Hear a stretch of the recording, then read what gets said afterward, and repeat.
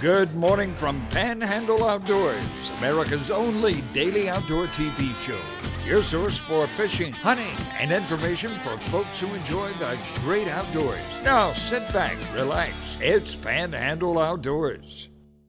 Good morning, folks. Welcome to Panhandle Outdoors. I'm Winston Chester. Glad you're here this Friday morning. We've had a grand week here on the show. We've appreciated the good feedback, some really good guests, and really enjoyed doing this week. So we're going to wrap it up with another good show. Let's take a look at our weather, brought to us by Gulf Coast Air Conditioning, Drew Pollard, and a hard-working crew taking care of our everyday comfort needs. High today is only going to get up to 94, and low is going to be down to 82. Water temperature remains at 89 degrees at the end of the pier. Take a look at our river reading, brought to us by Panama City Coca-Cola. The Apalachicola Bluntstown, a slight drop at a 7.4, and the Choctawhatchee at Caryville right at a steady reading of 4 foot even. Now, our tide chart brought to us by Kent Forest Lawn with neap tides today, just flat out neap tides tomorrow and Sunday.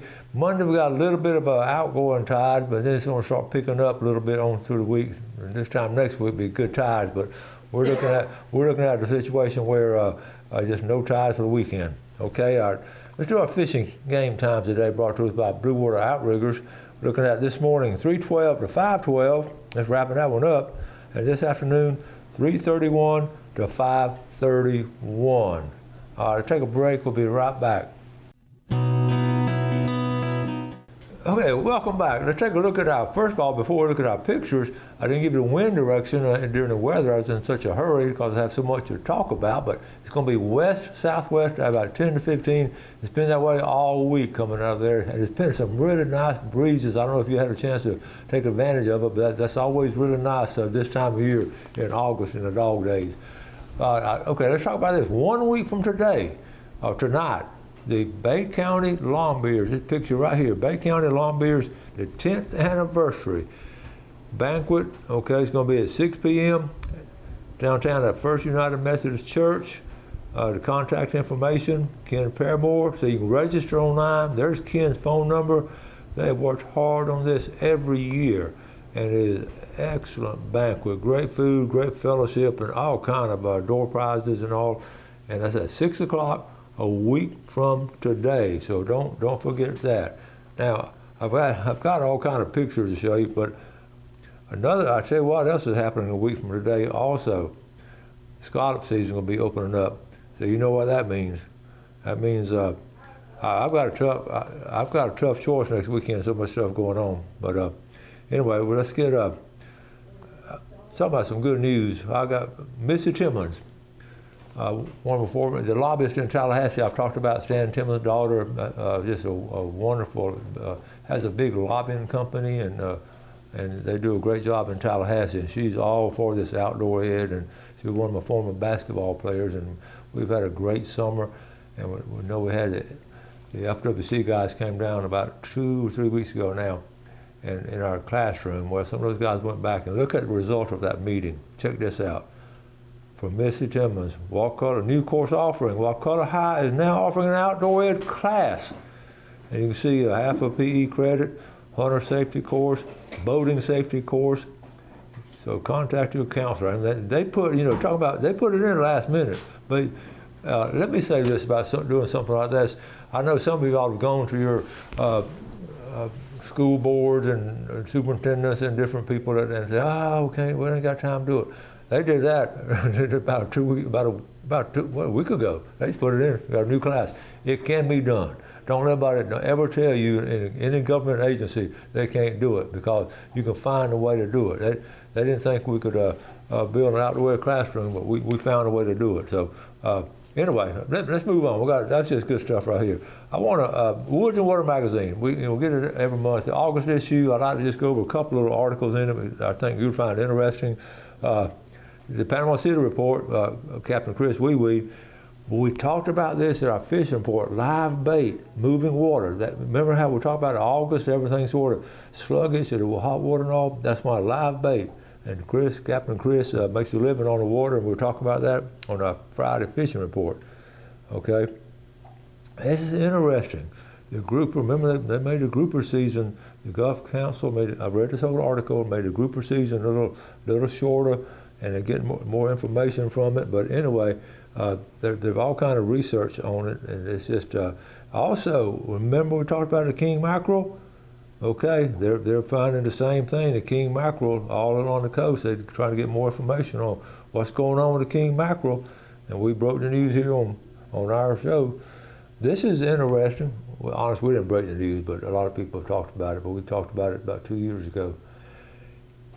Between now and August the 31st, if you see any wild turkeys, help the biologists learn more about our population, so you can report it to the FWC. You can actually, there's a place there you can go to it. I looked at this picture. That's a bunch of turkeys. So if you're out in the woods and you see any of you just driving along and see some wild turkeys, go ahead and let them know about it. And then, of course, this is the hunting season, the first time it's come out, and we're Zone D real quick. It's going to start, we're a long way off, but just so you know, October 26th, and then General Gun, November 28th. We're talking a lot more about that, but that was in there too. There it is right there. And gag grouper, they've changed it. They're only 15 days, and because they don't have a bunch of them right now. And it shows the quota. This is interesting. It's 403,000 pounds. Okay, but they ended up, look at that bottom line. They ended up catching 737 pounds, 737,000 pounds. So you can see they went over the quota, and that's really, it's not intentional. Just time all the information comes in. That's what happens on that. All right, moving on. Captain Matt Smith. Remember right before the storm, what he says right here, this is the last bite before we shut down for the storm. He ate a bait on the surface in 9 foot of water. Now, does that not tell you something about that big old flounder? And I look at and think about something like that, and we've talked about different things happening. We all know those flounder are going to feed on the bottom, but every now and then they do some fish just do something out of the ordinary. So that flounder, here's what I feel. I feel like the storm is coming in, and they start moving around. And they got this sixth sense or whatever, and they know they need to eat before the storm gets there. And he saw that big old live bait on top of the water, and I can see him swimming up there and grabbing it. I know Matt and his client got a kick out of that. So, crazy things happen with bass and all kinds of things like that. Let's take a break. We'll be right back. Okay, welcome back. It was so good having Scott Kelly and David McCrone on the show yesterday with their Pirate's Booty Bag. What a great invention, and I'm so thrilled for them. I got a lot of response from y'all. I know a lot of y'all plan on getting some, so that's a win-win for everyone. And it made me start thinking about inventions, because as I said before several times, how I enjoy talking about them. And in the outdoor class, I mentioned that we did like a little 2-3 day unit on inventions. I would just tell the kids just invent something, but I would lead up to it with some stories, and I always tell the story how outdoorsmen invent things just by doing.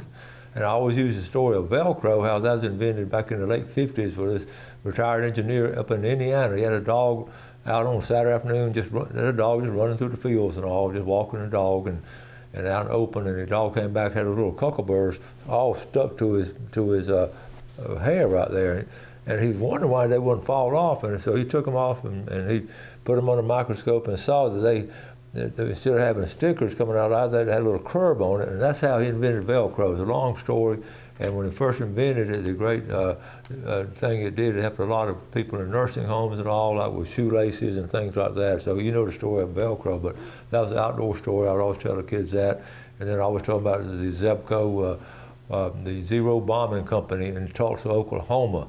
They in World War II, they made bombs, and then when the war ended, they had this big factory, and they wanted to keep the people working, couldn't think of anything, and then some people came up with an idea, how about, everybody loves to fish, let's make some fishing reels. And they made the Zebco 33, and that was legendary because what happened, the reels and all were expensive before World War II, and then it made a common man able to afford fishing reels, and it just swept over. And they named it Zebco, and on the board I wrote, that company was called Zero Bombing Company, and Zebco, and that's where the word came from. So we did all kinds of things like that. With that being said, that's how I always get the kids thinking. And they came up with some wonderful, great ideas, and they'd have to make them. They sometimes come and talk about them, sometimes they made them. Now, if you remember, this right here, y'all see this? This is, we're talking about scallops. If it falls through, maybe you can read it over, you can read it over here. That's better. If it falls through, you know what to do. We talked about Whitney and I. Whitney did this, and about 10 years ago, we talked about, people getting smaller scallops and they're not doing them better, or either not caring, keeping everything. And if it says, if you put the scallop and let it fall through, then put it back if it falls through. So I thought, what a great invention. I approached the FWC about it, and as you can imagine, as with sometimes government agencies, it sort of gets lost in it. They thought, yeah, that's a good idea and all, but then they thought the officers wouldn't have time to do all kinds of stuff, so they never did anything with it. I didn't have the know-how or knowledge to go through. Well, guess what happened? Scott Kelly's giving this picture after the show yesterday. Okay, now, check this out right here. This is, it's put out by the CCA of Florida. A scallop sorter is what they call it. So that's his hand. I don't know if you can pick it up. That's his hand. That's a small scallop. That's exactly what Whitney and I were talking about over 10 years ago. And they're starting to do it. They're starting to pass these things out. And what I was going to do, what I plan on doing was having something like that and have some sponsors on here, some names, and whatever money we made from it, we're going to do outdoor scholarships with it. But anyway, it just goes to show you, if you have an idea and you know it's going to be good, try to stick with it, and because sooner or later somebody's going to do it. I wish, stop and think about it. In the past 10 years, how many scallops would have been saved? We wouldn't, I promise you, we wouldn't be starting scallop season August the 16th if everybody would adhere to throwing these small ones back. The crops would have been big enough, and I'm convinced of that. But congratulations, and I appreciate them doing all of that. But I don't know where they're up here. I know they had when he was down in Steinhatchee is where he saw them. So I don't know. I don't know if it's going to be if it's going to be available up here right now or not. It's the CCA, so we'll find out. A couple of quick announcements right here. This is not too far off now. September 7th up here on the Choctaw River in Caryville. They don't send me any information. I find this. Okay, I found this. They didn't say anything to me, but it's a big old catfish tournament. If I get a chance, I might go. And to the weigh-in, and it's put on. How about Flathead Blue Channel? It's put on by the University of Florida, my alma mater, who don't tell me anything about it, but the extension agency up there in Holmes County, Kaylin Waters and Jason Pugh are putting it on.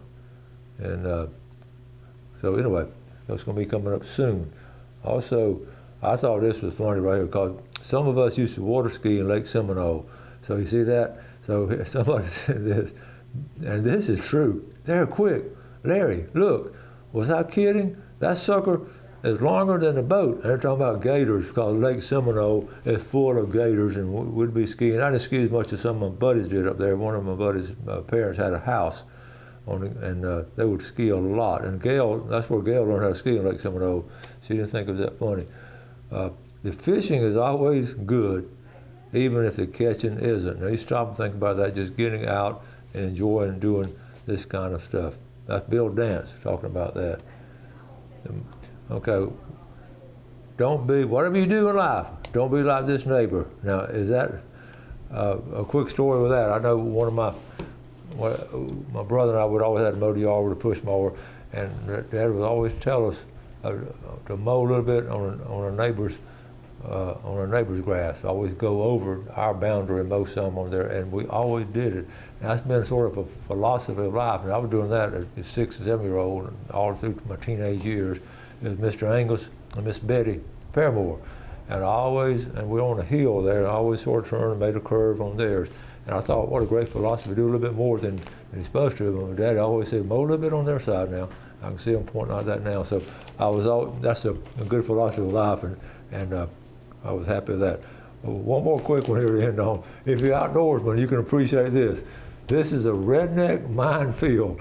How many of us have hit our shins on these trailer hitches? I have numerous times. In my truck in the garage or something, I walk around knowing my trailer hitch is sticking out there and still hit my shin. But I thought that was a good one there to all that. And it hurts too, okay? I've got some more stuff. I want to get ready for my fishing report. let's see, we'll just, let me mention one more. This is coming up September 30th.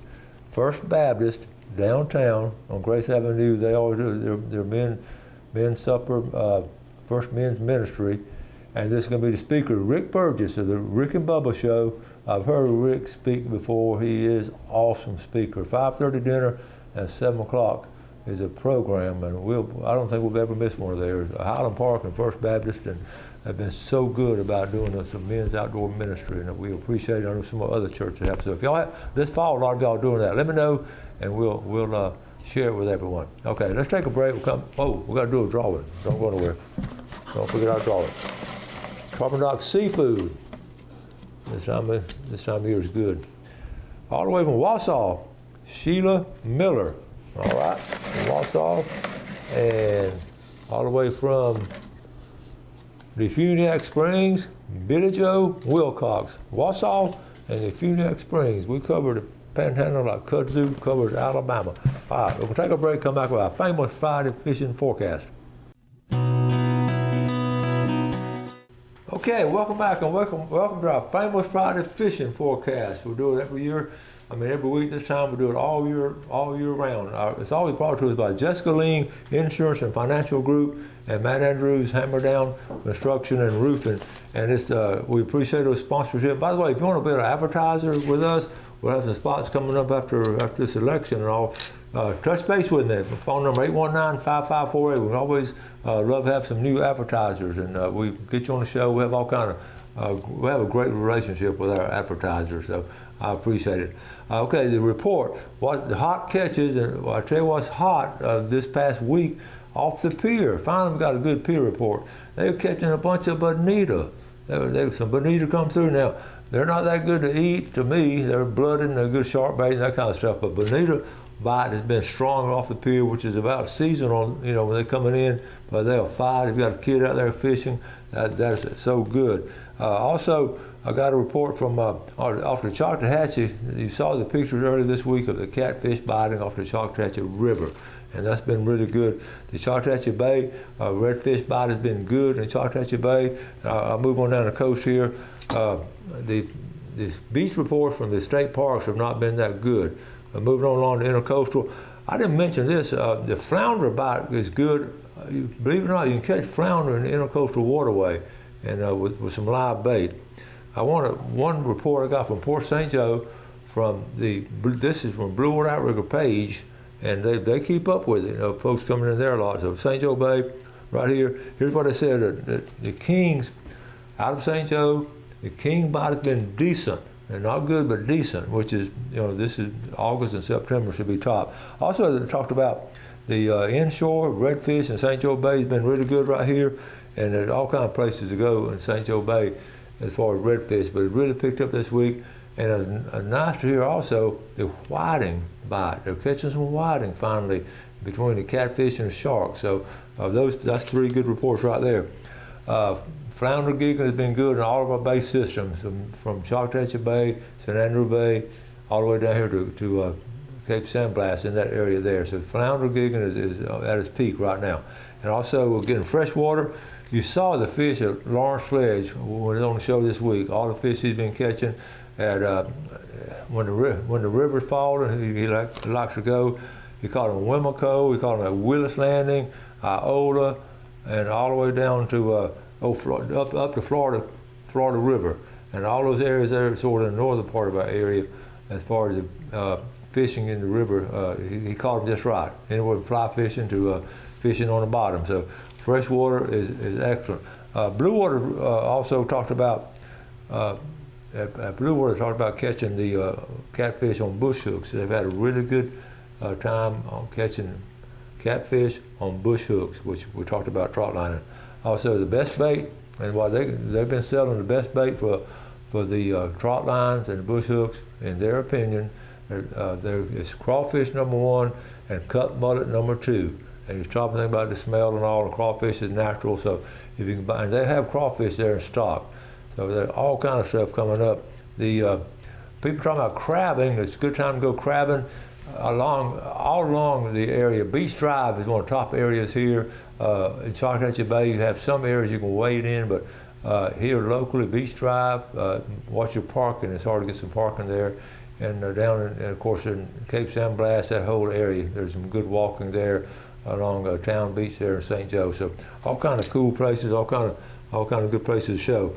We're about around time. 1 week from today, scallop season will be opening it up. So I know some of y'all will be there, and we've got a turkey banquet a week from tonight. So all kind of cool things going on. So we're going to wrap it up for the week. Appreciate you watching the show. Y'all do something good for someone else today or sometime this weekend. Have a great weekend, and God bless. Thanks for watching America's only daily outdoor TV show, Panhandle Outdoors with Winston Chester, featuring hunting, fishing, and other activities and information to help you enjoy the great outdoors. Join us next time for Panhandle Outdoors.